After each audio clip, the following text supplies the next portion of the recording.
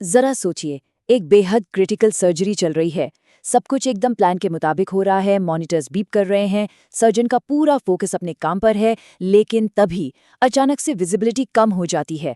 अब रोशनी में जरा सी भी कमी या एक छोटी सी परछाई सर्जन के लिए कितनी बड़ी रुकावट बन सकती है ना? सर्जरी एक ऐसा फील्ड है जहां एक बहुत ही छोटी सी गलती किसी बड़ी जटिलता में बदल सकती है। बिना एकदम सही रोशनी के दुनिया के सबसे बेहतरीन सर्जन का कौशल भी अधूरा रह सकता है। आज के इस विशेष विश्लेषण में आपका स्वागत है, जहां हम इसी बेहद महत्वपूर्ण और जीवन रक्षक उपकरण के बारे में गहराई से चर्चा करेंगे। तो सवाल ये है कि जब बीच सर्जरी में विजिबिलिटी फेल होती है तो असल में होता क्या है। देखिए, स्थिति तुरंत तनावपूर्ण हो जाती है क्योंकि दांव पर सीधे मरीज की जान होती है। इसीलिए किसी भी ऑपरेशन थिएटर में हाई प्रिसिजन यानी अत्यधिक सटीक सर्जिकल लाइट्स का होना कोई लग्जरी नहीं बल्कि सबसे अहम जरूरत है। ये सिर्फ रोशनी देने वाला कोई आम बल्ब नहीं है, ये एक ऐसा टूल है जो सर्जरी की सफलता तय करता है। तो चलिए इसमें गहराई से उतरते हैं और समझते हैं कि ये विशेष लाइट्स कैसे काम करती हैं। तो आइए एक नज़र डालते हैं कि आज हम किन टॉपिक्स को कवर करने वाले हैं। 1. लाइटिंग की महत्वपूर्ण भूमिका। 2. ओटी लाइट्स की प्रकार। 3. हाई यील्ड तकनीकी विशेषताएं। 4. मुख्य घटक और 5. पोजीशनिंग और सुरक्षा। चलिए शुरू करते हैं। सेक्शन 1, लाइटिंग की महत्वपूर्ण भूमिका, विजुअलाइजेशन और सटीकता। देखिए, ओटी लाइट्स या सर्जिकल लाइट्स हमारे घरों में लगने वाली आम लाइट्स जैसी बिल्कुल नहीं होती। ये हाई इंटेंसिटी इल्यूमिनेशन डिवाइस हैं। इनका मुख्य काम बहुत ही क्लियर है। पहला, सर्जिकल फील्ड का बिल्कुल साफ विजुअलाइजेशन। दूसरा और सबसे जरूरी, एकदम शैडोलेस यानी परछाई मुक्त रोशनी। और तीसरा, असली टिश्यू के रंग की सही पहचान। जब एक सर्जन इतने बारीक अंदरूनी अंगों पर काम कर रहा हो तो वहां परछाई के लिए कोई जगह नहीं है। इसके अलावा रोशनी का फैलाव एकदम एक समान होना चाहिए और हाँ, इसमें कोई ग्लेयर या चुभन नहीं होनी चाहिए ताकि सर्जन की आंखों पर बिल्कुल भी जोर या थकान न पड़े। आगे बढ़ते हैं सेक्शन 2 की तरफ।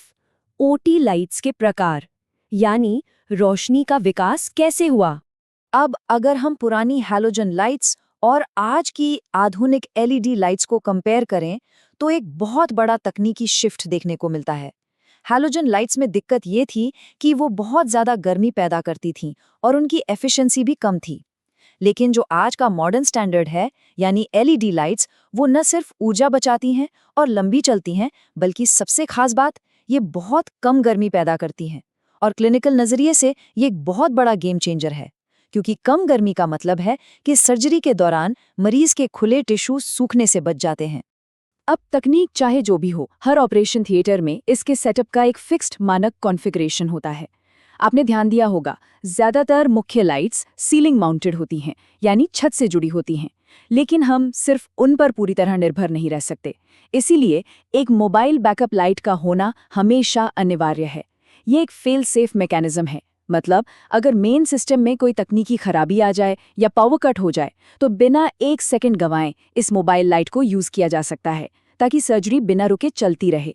अब आते हैं सेक्शन 3 पर, हाई यील्ड तकनीकी विशेषताएं, रोशनी के मैट्रिक्स। एग्जाम्स और प्रैक्टिकल नॉलेज दोनों के लिए ये बहुत अहम है। 1,60,000 लक्स, जरा इस नंबर पर गौर कीजिए। ये आज के मॉडर्न ओटी लाइट्स की अधिकतम इंटेंसिटी है। नॉर्मली सर्जिकल लाइट्स की रेंज 40,000 से लेकर 1,60,000 लक्स तक होती है। ये रोशनी इतनी तेज होती है कि इसके नीचे काम करने पर सर्जन को शरीर के सबसे गहरे और बारीक हिस्सों में भी बिल्कुल क्लियर विजन मिलता है। इतनी एक्सट्रीम ब्राइटनेस कोई एक्स्ट्रा फीचर नहीं है, बल्कि सर्जिकल सटीकता के लिए ये एक बुनियादी जरूरत है। और ये सभी तकनीकी स्पेसिफिकेशंस सीधे तौर पर क्लिनिकल फायदों से जुड़े हैं। इसे ऐसे समझिए, 90 से ऊपर का कलर रेंडरिंग इंडेक्स या CRI ये पक्का करता है कि खून और टिश्यू का जो असली रंग है वही सर्जन को दिखे। 4000 से 5000 केल्विन का कलर टेम्परेचर एकदम नेचुरल सफ़ेद रोशनी देता है। कम हीट प्रोडक्शन की वजह से टिश्यू ड्राई नहीं होते। और इसका एडजस्टेबल फोकस सर्जन को अपनी ज़रूरत के हिसाब से रोशनी को बिल्कुल सही जगह पे केंद्रित करने में मदद करता है, एकदम सटीक।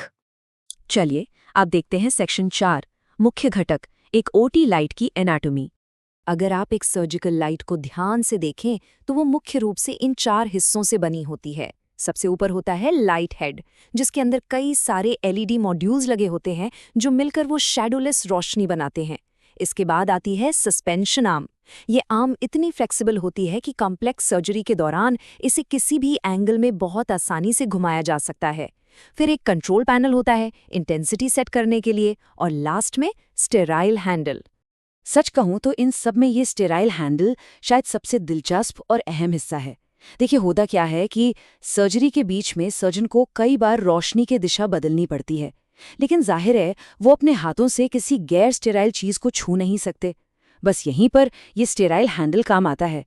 इसे डिज़ाइन ही इस तरह किया गया है कि सर्जन बीच सर्जरी में बिना किसी इन्फेक्शन के खतरे के खुद लाइट को एडजस्ट कर सके। चीज़ बहुत छोटी सी है, लेकिन ऑपरेशन रूम में इसका इम्पैक्ट बहुत बड़ा है। और अब हमारा आखिरी सेक्शन 5, पोजिशनिंग और सुरक्षा, क्लिनिकल एप्लीकेशन और प्रोटोकॉल। इन लाइट्स को सही तरह से पोजिशन करना अपने आप में एक आर्ट भी है और साइंस भी। सबसे पहला काम, रोशनी का फोकस बिल्कुल सीधे सर्जिकल साइट पर होना चाहिए। दूसरा, लाइट और मरीज के बीच एक परफेक्ट दूरी मेंटेन करना बहुत ज़रूरी है। और तीसरा, हमेशा एक से ज़्यादा लाइट्स का इस्तेमाल किया जाता है। तो यहाँ सबसे क्रूशल पॉइंट ये है कि अगर पोजीशनिंग थोड़ी सी भी गलत हुई तो सीधे तौर पर विजिबिलिटी खराब होगी। इसीलिए परछाइयों को काटने के लिए लाइट्स को अलग अलग एंगल से सेट करना बहुत ज़रूरी हो जाता है। अब बात करते हैं सेफ्टी प्रोटोकॉल्स की, और यहाँ किसी तरह का कोई समझौता नहीं चलता। लाइट्स की रेगुलर सफाई और स्टेरिलाइजेशन एकदम अनिवार्य है। शॉर्ट सर्किट जैसी चीज़ों से बचने के लिए रूटीन इलेक्ट्रिकल सेफ्टी चेक्स होने ही चाहिए। आपका बैकअप सिस्टम हमेशा, और मेरा मतलब है हमेशा, स्टैंड बाय पर रेडी होना चाहिए। ओवरहीटिंग से बचाव के लिए मॉनिटरिंग ज़रूरी है, और सर्जरी की ज़रूरत के हिसाब से रोशनी की इंटेंसिटी को सख्ती से कंट्रोल करना भी उतना ही अहम है। कोई भी सर्जरी शुरू होने से पहले इन सभी पॉइंट्स की जांच होना एक पक्का नियम है। क्योंकि देखिए, अगर इन प्रोटोकॉल्स को सीरियसली नहीं लिया गया तो इसके रिस्क बहुत गंभीर हो सकते हैं।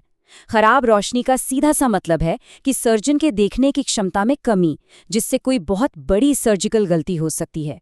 दूसरी तरफ अगर लाइट बहुत ज़्यादा गर्मी दे रही है तो मरीज के खुले टिश्यू डैमेज हो सकते हैं।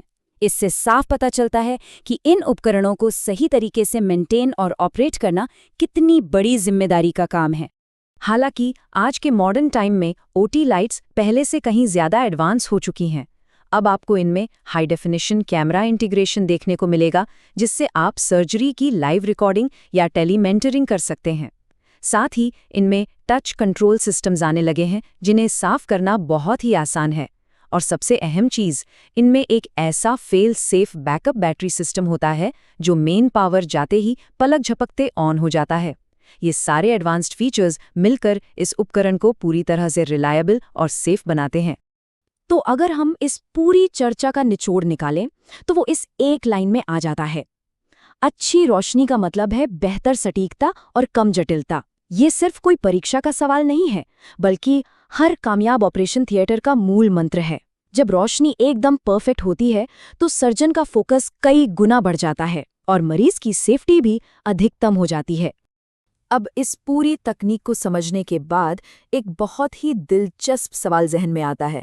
जैसे जैसे आर्टिफिशियल इंटेलिजेंस और रोबोटिक्स जैसी सर्जिकल तकनीकें तेज़ी से आगे बढ़ रही हैं, तो अगली जनरेशन की ओटी लाइट्स खुद को ऑटोमेटिक तरीके से कैसे एडजस्ट करेंगी? क्या ऐसा वक्त आएगा जब ये लाइट्स बिना किसी इंसानी मदद के बस सर्जन की आंखों के मूवमेंट को ट्रैक करके खुद अपनी दिशा बदल लेंगी, ताकि मानवीय भूल की कोई गुंजाइश ही ना बचे? सोचने वाली बात है ना? ये एक ऐसा सवाल है जो मेडिकल साइंस के फ्यूचर को और भी रोमांचक बना देता है। आज के इस विश्लेषण का हिस्सा बनने के लिए बहुत बहुत धन्यवाद। बस यूं ही नई तकनीकों के प्रति अपनी जिज्ञासा बनाए रखिए।